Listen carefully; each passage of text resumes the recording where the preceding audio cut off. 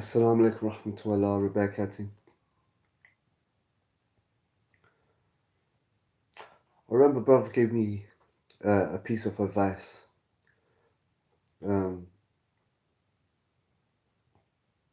I was going back and forth with someone. And he said, bro, people benefit from your project. He said, why are you advertising for this person? And I realized, like, these suckers, yeah, they don't build anything. So why am I advertising for them? Why am I giving them free advertising? Alhamdulillah, I put out a video on depression, about a brother, who was practicing and so forth. He's going through depression and stuff. And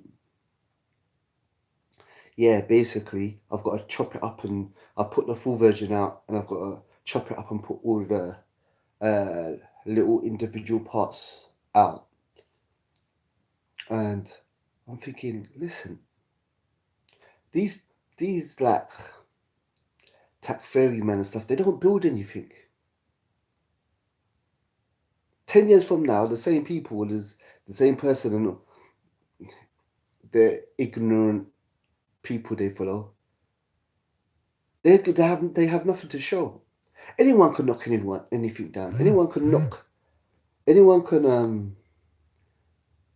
knock something down. You can give a hammer to anyone and they can knock a building down. But to build something takes intelligence. So I'm thinking, I've got this thing about depression I've got put out. I've got this thing about a brother that was a white nationalist who became Muslim from America to put out. I've got a series called Real Talk, where I talk about how the music affects the Muslim communities and the black communities. And these people whose family are not even on deen themselves are talking about this country here and this country here. When Allah says save yourself and save your family first. But they don't get a microphone and say, my dad is putting on Bollywood movies or Nollywood movies or Hollywood movies in front of my family. Or my father, plays music in the house. Or my father puts on TV programs that have the Hindu god, with elephant head and bare arms in front of my brother, my sister, my younger brothers and his wife. No microphone for that. Oh, this country over here is doing this and this country over there. But my father, that's not even practicing.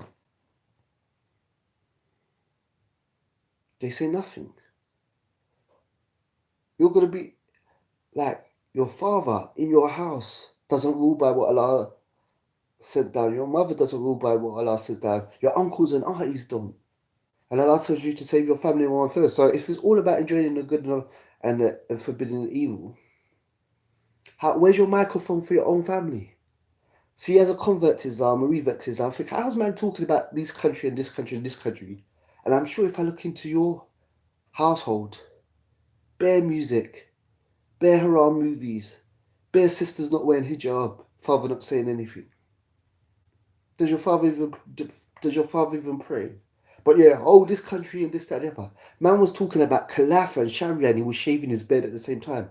At the same time, I know for a fact, at the same time, man is talking about lessons and not ruling by what Allah has revealed. Man was he was insecure and shaving up his beard and stuff like that. Because living in a kuffar country, he felt ashamed of the Islamic beard.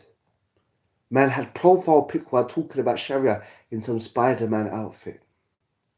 So I thought, why am I even putting his name in a title?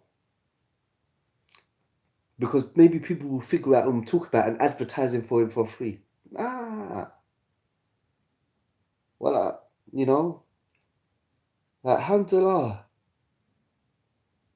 So alhamdulillah, what is it?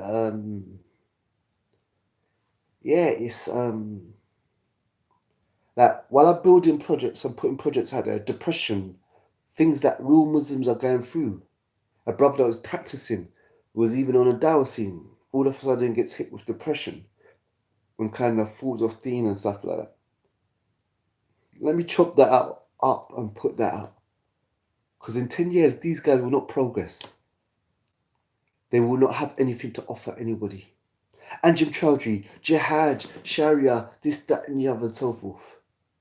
Sounds good. Walking down the street, black banners, imams, niqabis. He looks like the real deal, don't he? Yeah, these other scholars are scholars for dollars. Yeah, they're munafiqs. They don't speak the haqq. They don't really. Seems like there's some substance there. But then he gets... How many times you see Anjem Chowdhury walking in and out of court? Wait a minute, isn't going to the Kafir court shirk? Isn't that being judged on by the Queen? The Queen sent you and someone on the Queen's behalf, who I'm sure the Queen is a Kafir, sent Anjem Chowdhury, this Mujahid, this protester, this, Sharia and Jihad and Mujahideen, all this stuff. Bird, Kufi, white phobe. They sent you a letter to come to court. Did Anjem Chowdhury say? Did Anjem Chowdhury say, Wallahi, I'm not going to this Kafir court. I'll die before I go to this Kafir court, because whoever doesn't judge by what Allah sent down, they are the kuffar. No, he went court many times. He went to be judged by the kuffar.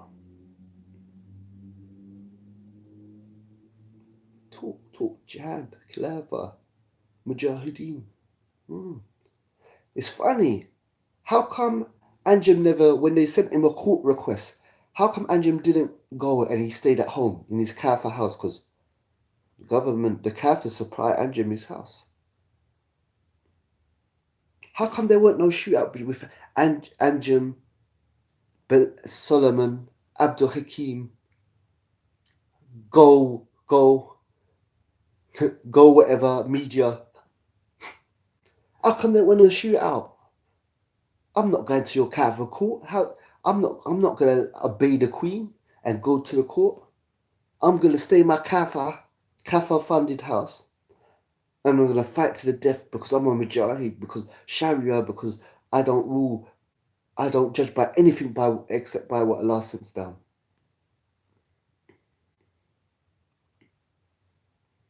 Talk.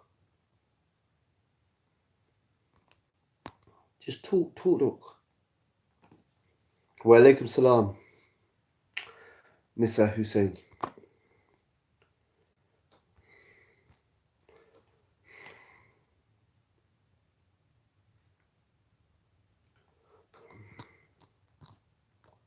Hold on.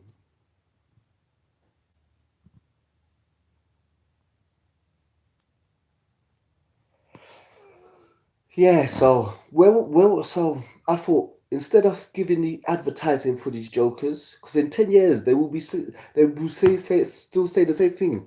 Oh, this country. But your dad watches Bollywood movies. Yeah, your mother doesn't wear hijab.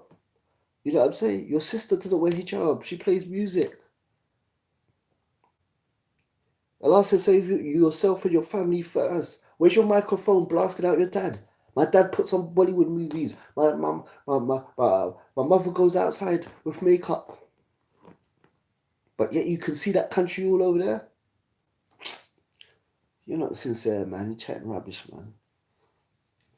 If you went through you don't have to look far to see who's not ruling by what Allah hasn't revealed.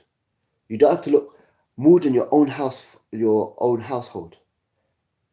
So I thought, yeah, why even advertise for this guy for free?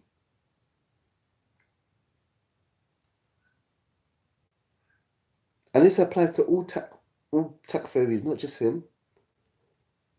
These guys don't put out anything beneficial. So the whole thing is, at the end of the day, is that, yeah, Hamza, look forward to these clips of depression coming out. How does a how do you help a Muslim with depression? Because look, we've got two things. We need people. We need. This thing has just been a brother going through depression on his own. Yeah, I'm sitting down having a heart. Alaikum salam, bro. This brother is just a brother going through depression, explaining his experience. But what we need brothers who have studied Deen, who are students of knowledge, who have also studied depression to some degree. That's what we need, because you can't rely on a kafir's advice on how to deal with depression, you know, because they might tell you certain things that go against the Deen. Yeah. Alaikum salam, rahmatullah, wa barakatuh, true seeker. So we can't rely on a kafir's advice on how to deal with depression alone.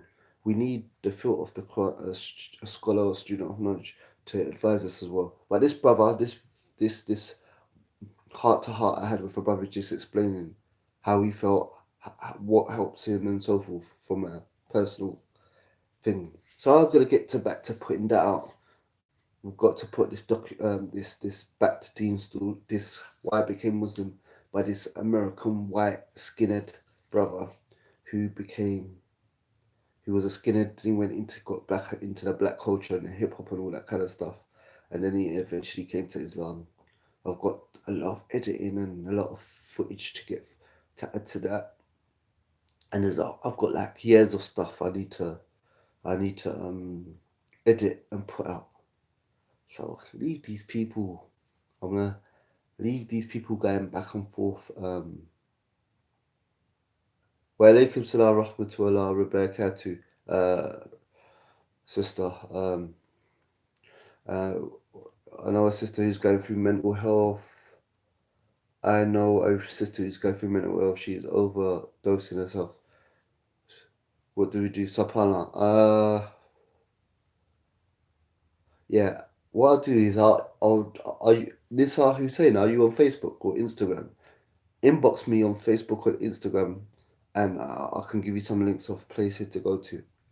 Please, please, please, please. Are you on Instagram or Facebook? Add me. Add me. Send me a message on Streetordeentv, or I've got a page called Hussein Thomas. Or on Streetordeentv on Instagram. Yeah. The father's in Max 360. Yeah, Facebook. Yeah, inbox me on Facebook. Hussein Thomas. Yeah, cool. What is it? Yeah, fathers influence the households is very important. Like exactly. Wallahi, wallahi, wallahi.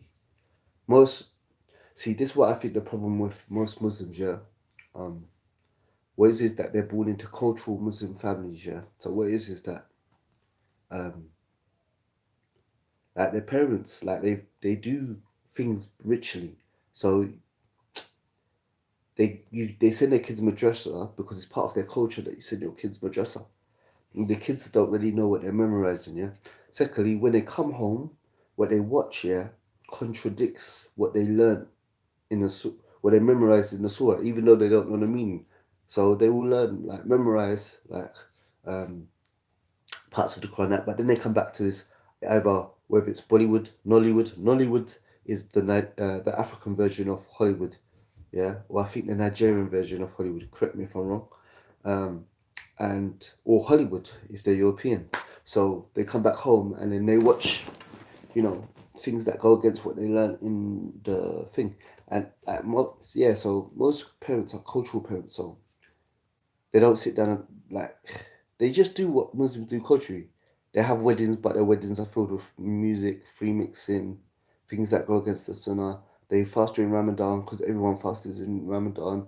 They celebrate Eid because everyone's celebrating Eid, you know.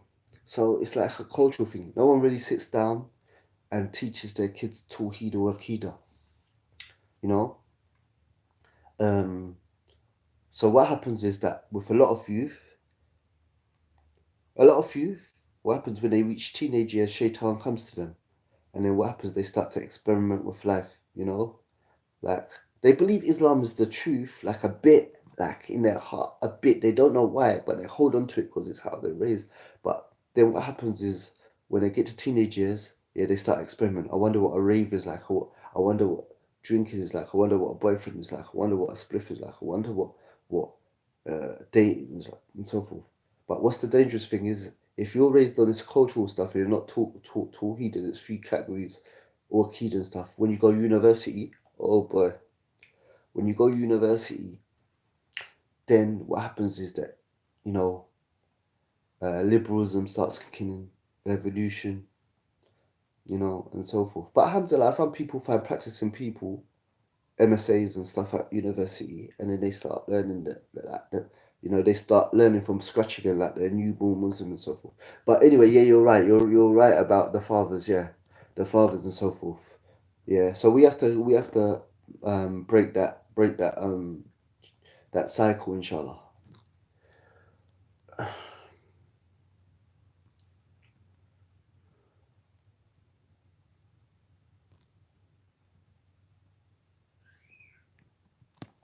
Alhamdulillah, the situation in our park has been squashed, man.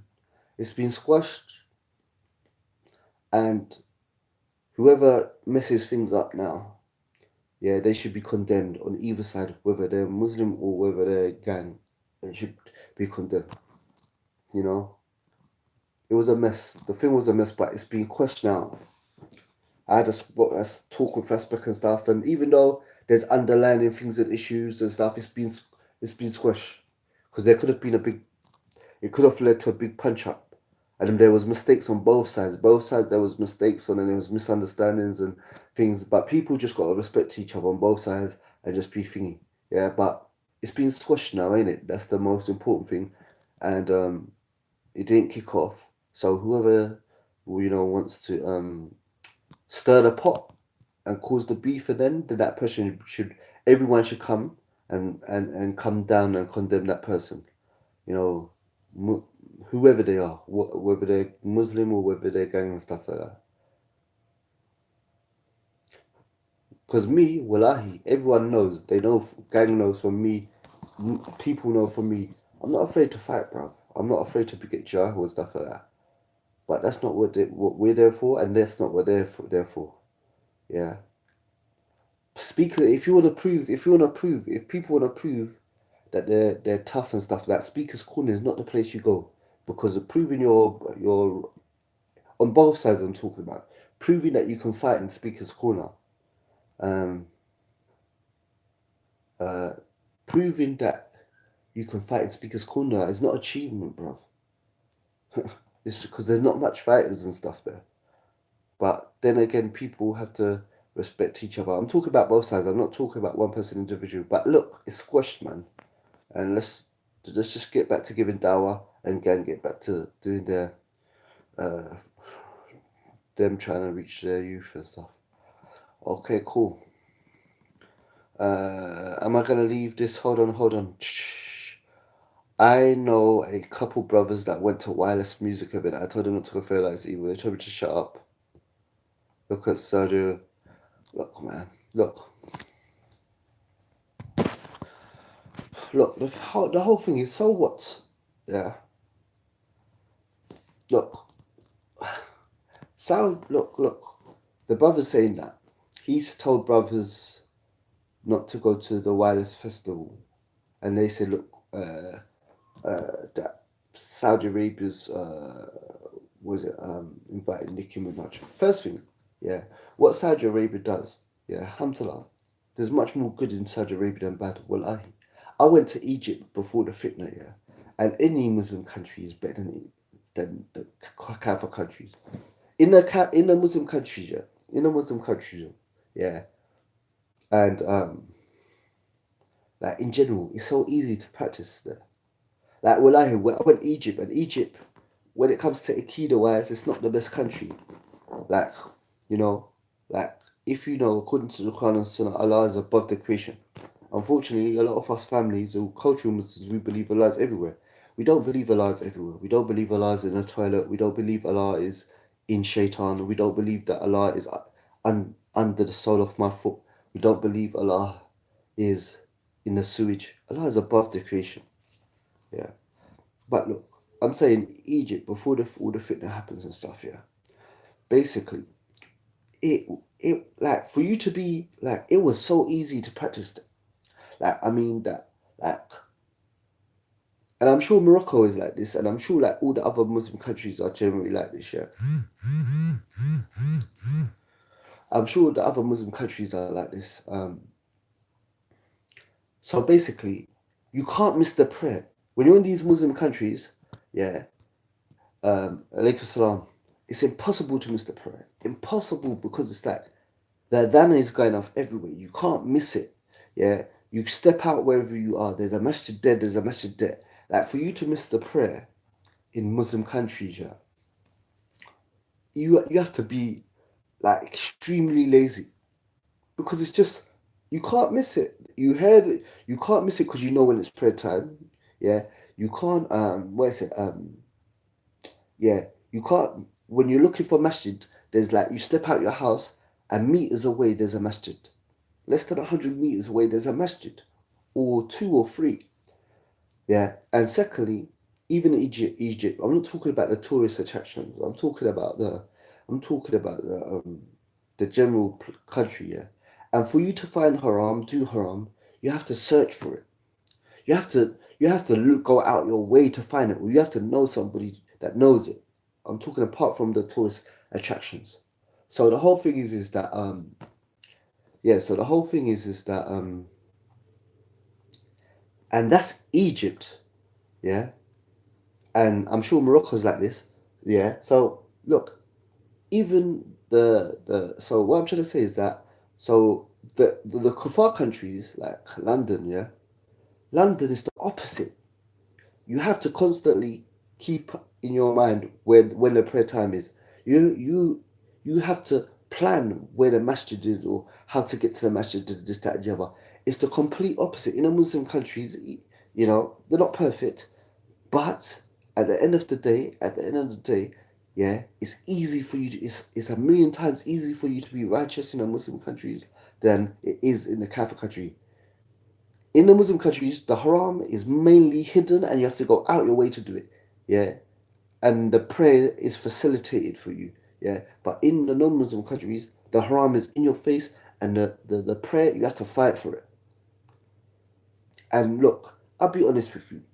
Yeah. Like I said, Saudi Arabia is not a definition of what's halal or what's haram. But when you compare Saudi compared to the other Muslim countries, yeah, Akida wise or Deen wise, yeah, it's it's better than most countries. Is there problems? Yeah. Are there racist people in Saudi? Yeah. But there's racist people all over the Muslim world. But when you talk about concerts and all these different things and this, that, and the other, the Muslim countries, the non-Muslim countries the other non-Muslim countries have been doing this for ages and stuff like that. I heard one brother said that it wasn't, uh, that she wasn't invited, that someone from a company tried to invite her or so forth. But let's just say, for argument's sake, let's just say that they are inviting her. Music is haram. We know it's haram. But I tell you this, I'd rather live in Saudi Arabia than any Kafir country or any other Muslim country, apart from maybe Gambia. Why? Because the reality of the situation, yeah, is that the Akida in Saudi, yeah, is much better than most Muslim countries, yeah. Most Muslim countries, to be honest with you, their Akida, yeah, they believe Allah is everywhere. They pray to the dead, in the dead sheikhs. In Saudi, you can't do that. Even when you want to go and pray, even when you want to go and visit the Prophet's grave and stuff like that, and so forth, um, it doesn't matter. Even if Saudi's changing, it's still better than the Muslim countries. Look, when you go to Saudi and you go to the Prophet's, what is it, grave, and you try. I know there's a brother that when you go to Saudi, yeah, and you see when you want to make dua to the Prophet, yeah, when people try and make dua to the Prophet because they got, this is how people are raised. Their love is not guided by yeah. There's a brother called Zulkifar Miman, yeah? Check him out on Facebook, alhamdulillah. Like, he's the guard there. And what basically he pushes people away, yeah, and stops people from making dua to to the where is it do you know what? This man just chatting rubbish, man. M- Making dua to Trump. People are just chatting rubbish now, man.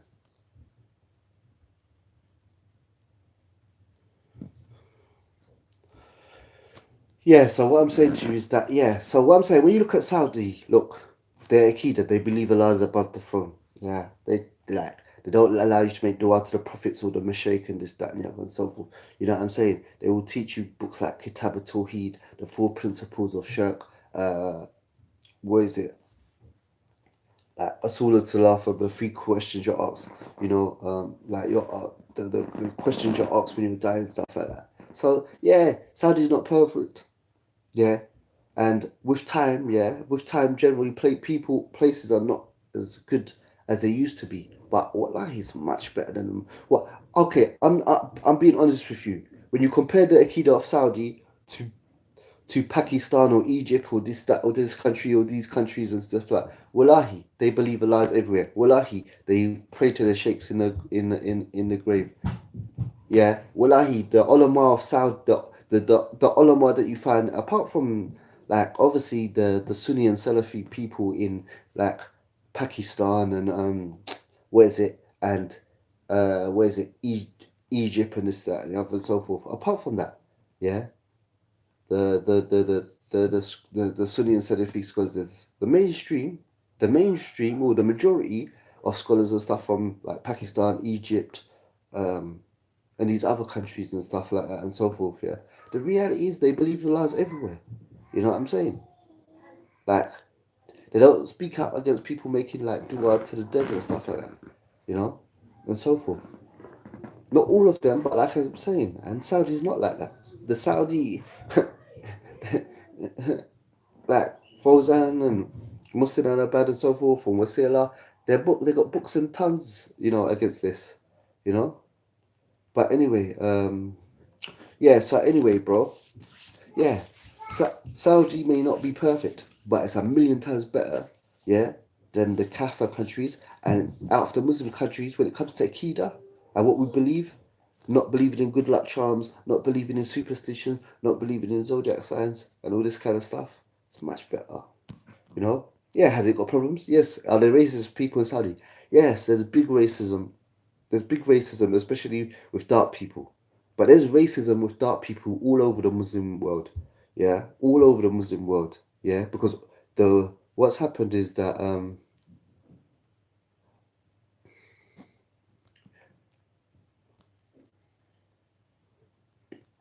guys, you see, guys, I want you to know something. Yeah, guys, understand. You see my channel. Yeah, my channel is not a democracy. If I see any tech fairy talk here, this, that, the other, you can ask sincere questions. If you're someone who sincerely wants to know, you can think. But my channel is not a democracy.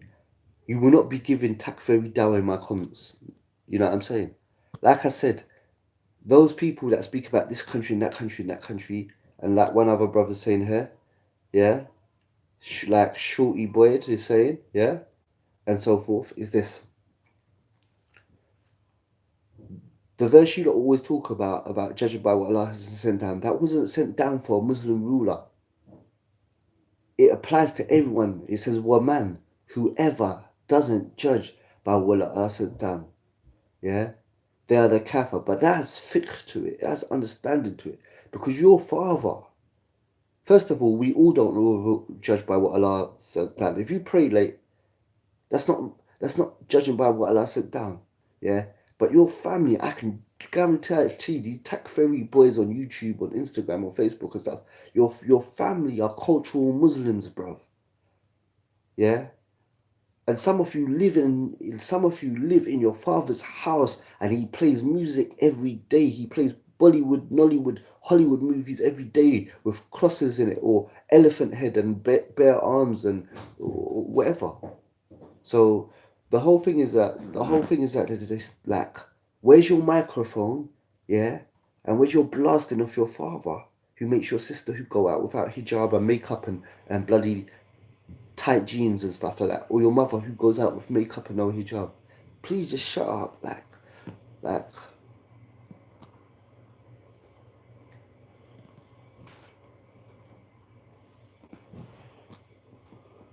Yeah. So anyway, yeah. So the whole thing is at the end of the day is that, yeah, just concentrate on, like, which, look, at the end of the day, yeah, no Muslim, yeah, likes likes things that go against Islam. So if you're a practicing Muslim, you don't like music, yeah, you don't like this, that, and the other, and so forth, yeah. Cool.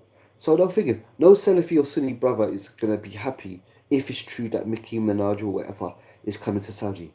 But we also know that it's authentically proven to speak out against the ruler, yeah, and so forth, yeah, goes against the Sunnah, yeah, and this is just common sense. Look at all the countries, yeah. See, this is the thing, yeah. This is like, if something's authentically proven, yeah, you have to follow it. Like the trousers above the ankle, it's authentic. Whether you understand the hikmah behind it or the benefits of not, once it's authentically proven, you do it.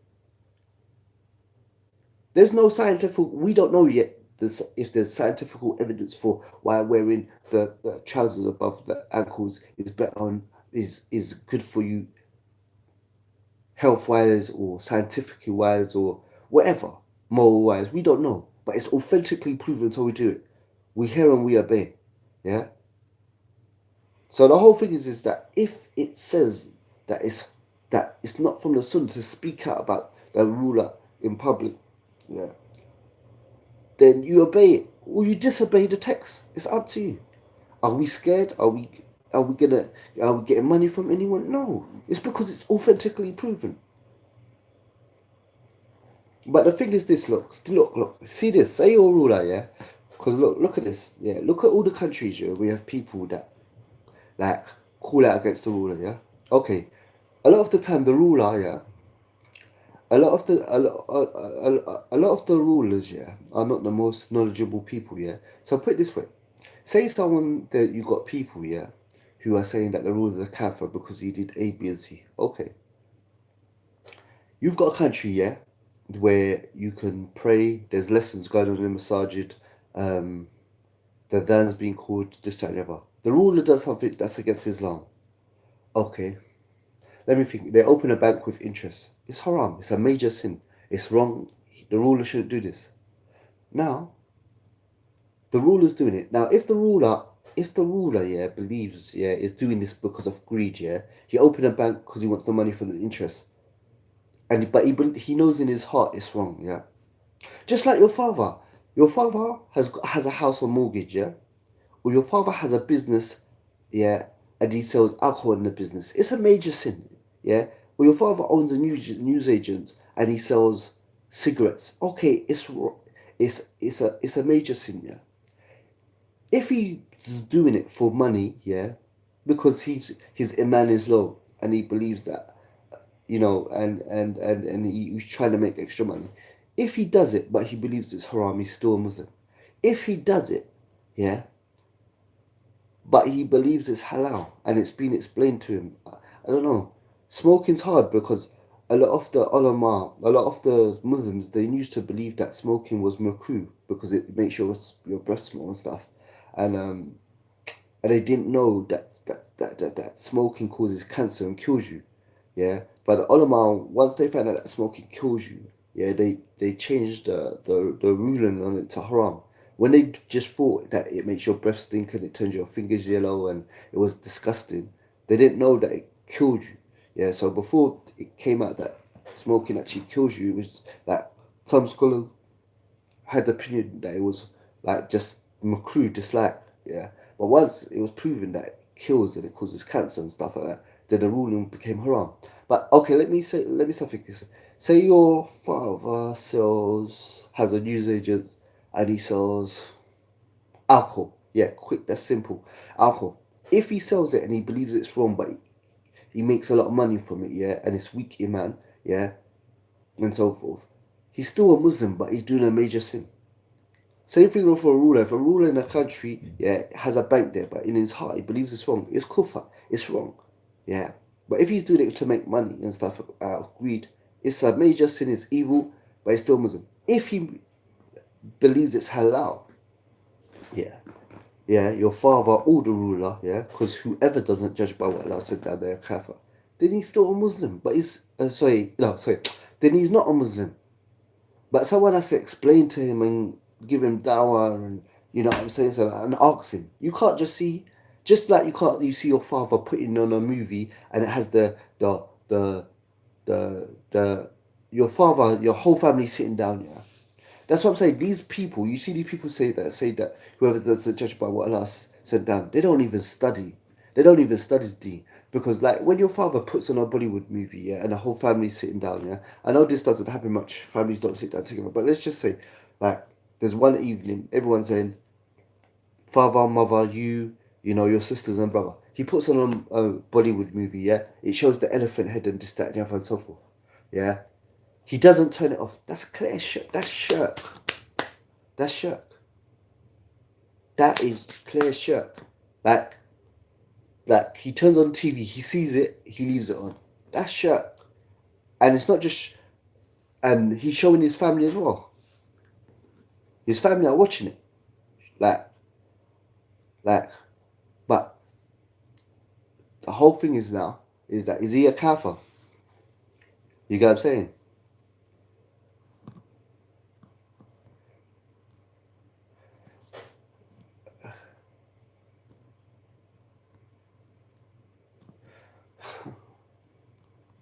People just chatting rubbish, man. Listen, like I said, my channel's not a democracy. Yeah. So what I'm trying to say is that, yeah. So your father's come in. He's turned on a Bollywood movie and stuff like that. You know, there's people dancing, there's music, there's idol statues and this, that, and the other, and so forth. You don't call your father a kafir. You don't tell him to take shahada again, because he's doing it out of weakness. Yeah, he's turned the program on. Yeah, you know, he believes it's wrong to pray to this idol. He believes that their God is a false God and this, that, and the other. You know, but he's a cultural Muslim. It's wrong. And he's committing a major sin and he's misguiding his family because he's making it seem like shirk is a minor thing. But that doesn't make him a kafir. You see what I'm saying? So the whole thing is that at the end of the day is that yeah, just learn Tawheed, learn shirk, study for yourself and so forth. And I realized these guys, they don't build anything, man. So what's the point of advertising them? And what I was saying to you, yeah. So the main point I forgot it, but the main point I was trying to make is that. So say you have a Muslim country, yeah. The ruler makes a bank, yeah, which is haram. No, there's no debate about that. It's a major sin. The Prophet said it like riba is like having sex with your mother in the belly of the Kaaba. Okay, cool. Now, in that country, you can the adhan is called everywhere. You can go and pray. Like you step out your house, there's free masajid. You know what I'm saying? Generally, there's not nightclubs everywhere. You know, the women generally they might not be wearing hijab, but they wear a bay or something like that, or some wear hijab, some wear a bay, this, that, and the other. But they dress better than Western women, yeah. Okay, now what happens is that a speaker comes out and says, this guy's a kafir, you know, we have to overthrow him. There's a bank in this country and it's against Allah and his messenger and stuff. So what happens is that the ruler, yeah, and then the other people start calling him a kafir, yeah, without even asking him about if if he believes it's halal or not, yeah. So the ruler doesn't know much about Islam, yeah, and because he's ignorant, what he does, yeah, is that anyone with a beard, yeah, what he does now, he stops lessons being done in the masjid, yeah. So what happens now? Now you can just go pray in a masjid, yeah, and then leave straight after. No lessons, no tajweed, no, what is it? Arabic, no studying, no Akida lessons, no nothing. Just pray, get out. Yeah, and the masjids are locked. Yeah. Secondly, yeah, he starts clamping down on all the people with beards. Yeah. So then what happens is that he starts making stricter rules, you know, for people who have beards, sisters that wear niqab, sisters, you know, that wear, because he's jahil. But all he knows is that practicing people, practicing students of knowledge or speak, not students of knowledge, practicing speakers, calling him a kafir, or Muslims with beards or practicing Muslims are calling him a kafir because he's got this bank and this, that, and the other. So what he does, he can't distinguish between a Sunni, a Salafi, a Takfiri, a Murjia, a Shia, a blah blah blah. So what does he do? He clamps down on everyone. No lessons, no teaching, no this, that, and the other. Then what happened? These people encourage people, to, because of this bank and stuff, to overthrow him physically, yeah. So then you got this speaker with a couple of brothers and stuff like. Obviously, he's not fighting because the speaker doesn't fight. He's always just talking. So then what happened? Brothers are fighting against the army. And come on, brothers fighting against an army that's got tanks, that's got helicopters, that's got like I don't know, like people that been trained to fight and people that have like tanks and guns and grenade launchers and stuff like that and so forth. Obviously, he's gonna win, you know. And when a ruler starts looking out on people, he doesn't care, men, women, and children. He starts looking out at everyone. Yeah. So who loses out on the end of the day?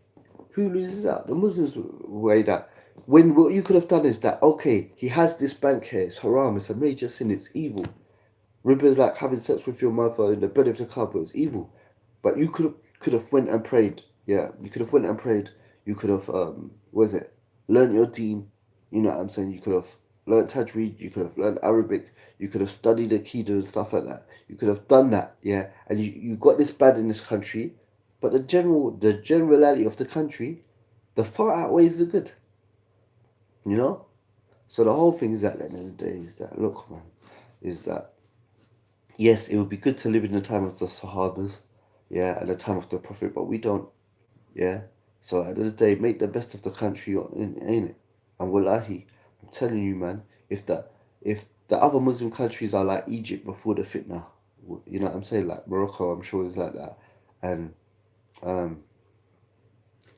you know, the other Muslim countries where you hear the adhan everywhere and there's masjids everywhere and so forth. Yeah, even if they're not perfect and they might have a bank here or in certain areas they got tourist attractions and so forth and they got haram things like nightclubs and stuff like that. It's still better than England. A million times better than England, you know? And it's a lot easier to live your life in them countries and get to Jannah, you know? Anyway, short, boy, was that? I have family member who was upset was upset with me because I said non-practicing Muslims are not good people. We live in crazy times. Alhamdulillah, we all need to improve, man. We all need to improve. I call it democracy, demon crazy. Yeah. Jeez. Cool. Yeah. So anyway, guys. Yeah, this was supposed to be a short video, but alhamdulillah, some people joined and so forth. I'm going to be locking it off in a second, so if there's anything you guys wanted to say, tell me now. Inshallah. Walaikum salam reactionary. How are you, man? Hope everything's okay, bro.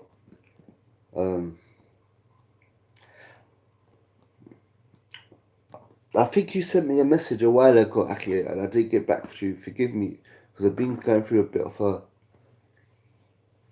a madness, but Jazakallah khairan. How are you, reactionary? Is everything okay? Just joined. Yeah, well, Mohammed Salafi, alhamdulillah, please do. Well, Assalamu alaikum, Rebecca, sister, inshallah. Yeah, so that's it, guys. Basically, if there's nothing else, then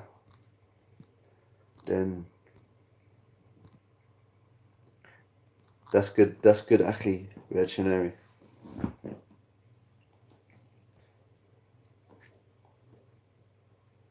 Nah, you missed it, reactionary, Akhi, bro. We just talked about a bunch of different topics and stuff like that. We were just talking about how there was a brother, a Takfiri brother, Wapadi, called someone a kafir. He called someone a brother kafir because he spoke out about certain people like Abdullah Faisal and Abu Hamza and um, Abu Qatada and so forth because they're extremists and so forth. And the brother called him a kafir like numerous times, and he said the person also said about him. I don't want to mention his name. He also said about a black brother that you can see on his that you can see you can see that he's a murtad or something because he doesn't have no on his face. Something about he's black and doesn't have no on his face. Yeah, but who has no on their face? Very few people have no on their face anyway. So I don't know what that means. But anyway, the whole point I thought is that I was going back and forth with this person, and then I remember the brother gave me advice one time, and he says, "Listen, man, these tax fairy people, they never build anything anyway. 10 years from now, there'll still be anyone could knock anything down. Like anyone could go and knock a wall down, but not anyone could build a wall." So I thought, listen, man, rather than giving this guy advertisement and marketing, yeah, I just put the video on private because I responded to him. But when is my next live? I don't know. I don't really do lives often. Just sometimes when I have things on my mind. But the best thing to do, if you want to know when I'm going live, the best thing to do is type Streetordeentv into either what is it, Instagram, Facebook, or Twitter. Yeah, and yeah, and basically or Snapchat, and yeah, I'll let you know when I'm going live.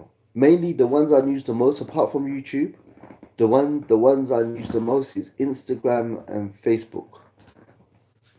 But on Facebook, um, it's better to add me underneath Hussein Thomas. Is Tommy going to jail? I hope so. I hope so. I saw him asking for Trump for asylum, and you know what? Trump will most probably ask for it because they got the same manhaj. Oh, that's good. No problem. Yeah, just subscribe. Yeah, alhamdulillah. Yeah, if social media is no use for you, then don't use it. I use it for dawah and stuff, and it's a good way to reach the youth, and so forth. You know. Yeah. Yeah. So yeah, yeah. Reactionary. Um, it seems there's a lot of beef on the online world as well. There's different camps and stuff. I'm not really clued up, but it seems a lot of people are falling out, man. But I don't know, man. May Allah just help us to benefit, man. Yeah, so guys, you know, if that's it, yeah, that's it, inshallah. Reactionary, most probably, uh, I'll catch up with you, inshallah, man. Um, yeah, I don't know if you still go live and stuff, but I'll check out. I'll see what's been going on, man, and so forth. Anyway, may Allah bless you all in this life and in the next. Yeah, like secure your tawheed, secure your kida. Yeah, and stay tech very free, boy. Peace out. Assalamu alaikum rahmatullah wa barakatuh.